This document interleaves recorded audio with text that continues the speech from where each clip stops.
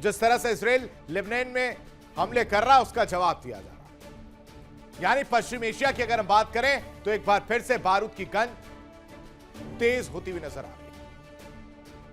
America और Iran दोनों अपने अपने दावे कर रहे हैं, अपनी अपनी बातें कर रहे हैं, अपनी अपनी ताकतें दिखाने की बात कर रहे हैं और दोनों ही पीछे हटने को तैयार नहीं। पूरी दुनिया इस सवाल का जवाब तलाश रही है कि क्या यह सिर्फ शक्ति प्रदर्शन है, यानी पावर दिखाने की,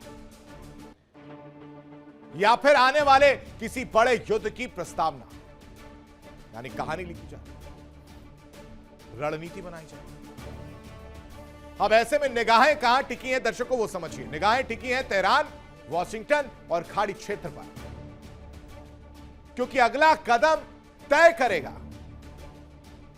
अगला कदम यह बताएगा कि जो महायुद्ध की आहट या जो महायुद्ध शुरू हो चुका है वो और कितना ज्यादा खिंचता हुआ नजर आएगा। दुनिया एक और नए खतरनाक संघर्ष की ओर बढ़ती हुई नजर आ रही है और बढ़ चुकी है, क्योंकि होर्मुज को लेकर सबके अपने अपने दावे। माना जा रहा है कि जंग के दौरान ईरान को होर्मुज की ताकत का एहसास हुआ और अब वो इस कमाई वाली जगह को छोड़ना नहीं चाहता। टोल टैक्स की जगह पर्यावरण टैक्स के नाम पर वसूली का प्लान बनाया और इसके अलावा ईरान ने बाकायदा एक संस्था भी बना दी है जो होर्मुज का मैनेजमेंट देखती है। होर्मुज की व्यवस्था देखने के लिए ईरान ने नई संस्था बनाई है,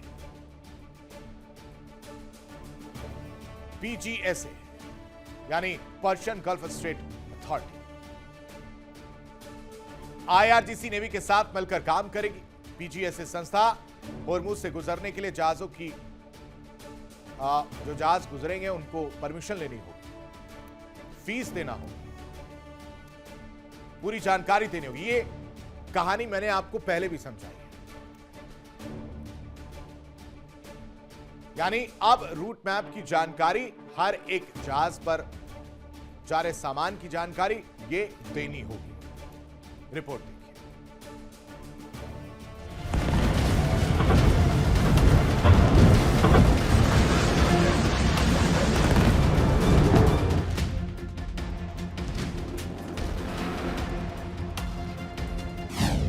होर्मुज पर जंग, दहशत में दुनिया। होर्मुज की लड़ाई से ग्लोबल टेंशन हाई, खाड़ी में युद्ध का खतरा, दुनिया बेचैन, जंग की आहट, दुनिया में तेल संकट। होर्मुज वो समुद्री दर्रा जहां से दुनिया के तेल व्यापार की धड़कन गुजरती है, लेकिन अब इसी दर्रे पर ईरान ने ऐसा दांव चलाए जिसने पूरी दुनिया की चिंता बढ़ा दी है। दावा है कि ईरान ने होर्मुज में टोल सिस्टम लागू कर दिया है और सुरक्षित रास्ता पाने के लिए सैकड़ों जहाज तेहरान के दरवाजे पर दस्तक दे रहे हैं। रिपोर्ट के मुताबिक 300 से ज्यादा जहाजों ने होर्मुज से गुजरने के लिए आवेदन किया है। इनमें सबसे ज्यादा संख्या तेल टैंकर्स की है। तकरीबन 77% जहाज एशिया की ओर बढ़ना चाहते हैं और इन जहाजों की मंजिलों में चीन और भारत सबसे ऊपर बताए जा रहे हैं। यानी दुनिया की दो सबसे बड़ी ऊर्जा उपभोक्ता अर्थव्यवस्थाएं अब होर्मुज संकट की सीधी मार झेल सकती हैं। ईरान की नई संस्था फारस की खाड़ी जल डमरू मध्य प्राधिकरण यानी PGSA होर्मुज में स्थायी टोल व्यवस्था बनाने की दिशा में काम कर रही है। मतलब जिस रास्ते को दुनिया अंतर्राष्ट्रीय समुद्री मार्ग मानती है उसे ईरान अपने नियंत्रण वाले कॉरिडोर में बदलना चाहता है। उधर अमेरिका इस पूरी कवायद को चुनौती मान रहा है, लेकिन डोनाल्ड ट्रंप का स्टेटमेंट सबको चौंका रहा है। ट्रंप का कहना है कि अगर सितंबर तक भी होर्मुज बंद रहता है तो भी अमेरिका और उसके सहयोगी देश हालात संभाल सकते हैं। यानी वॉशिंगटन फिलहाल दबाव के आगे झुकने के मूड में नहीं है। दरअसल पिछले कई महीनों से अमेरिका और ईरान के बीच टकराव लगातार बढ़ रहा है। अमेरिका इजराइल गठबंधन के हमलों के बाद पश्चिम एशिया युद्ध की आग में झुलसता रहा।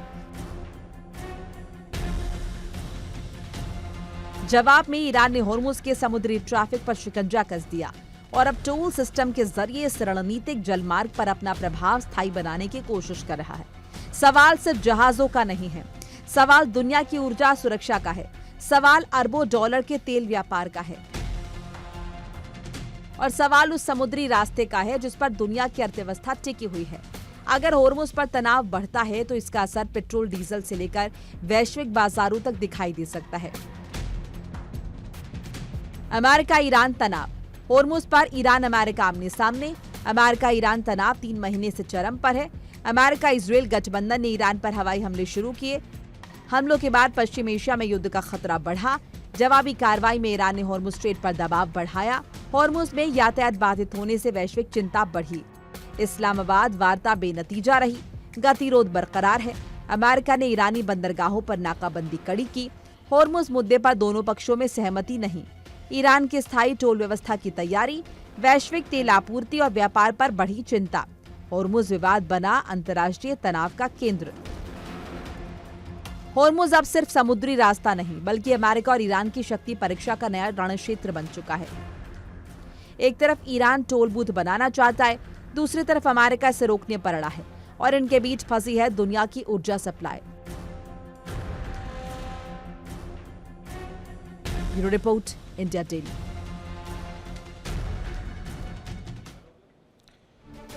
अब आपके सामने अमेरिका की भद्द पीटती कहानी बताते हैं, उसके हथियारों और उसके हथियारों के फुस होने की पूरी कहानी आपके सामने रखते हैं। अमेरिका को ईरान के खिलाफ जंग में नुकसान उठाना पड़ा, ये आपको पता है, जबरदस्त नुकसान हुआ।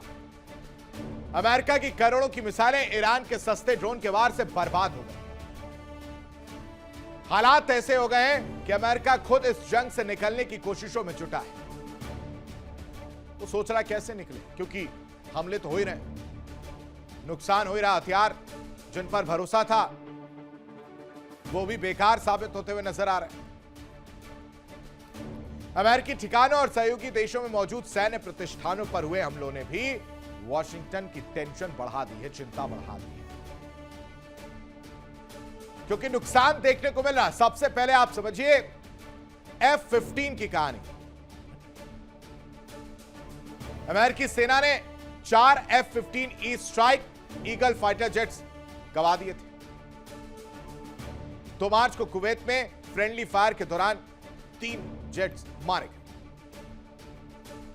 हादसे में तीनों फाइटर जेट्स के पायलट सुरक्षित। 5 अप्रैल को ईरान ने चौथा फाइटर जेट मार दिया। ये यूएस कांग्रेस की तरफ से सोर्स जो है उसके जरिए F-35A को लेकर अपना सीना चौड़ा करने वाला अमेरिका, वहां पर भी उसको मुंह की खानी पड़ी। F-35A अमेरिकी सेना ने गंवाया है। 19 मार्च को ईरान ने इस फाइटर जेट को मार गिराने का भी दावा किया था। A-10 थंडरबोल्ट 2, इसको भी नुकसान पहुंचाने की खबर थी। 3 अप्रैल को ईरान की फायरिंग के दौरान यह विमान नष्ट हुआ था। पायलट के सर्च और रेस्क्यू ऑपरेशन के दौरान नुकसान देखने को मिला। KC-135 स्ट्रोटो टैंकर, अमेरिका को 2 KC-135 स्ट्रेटो टैंकर नष्ट और 5 को नुकसान की खबर सामने। 12 मार्च 2 KC-135 हादसे के शिकार हुए और इराक में एक विमान क्रैश हुआ, जिसमें सभी 6 क्रू सदस्यों की मौत हो गई,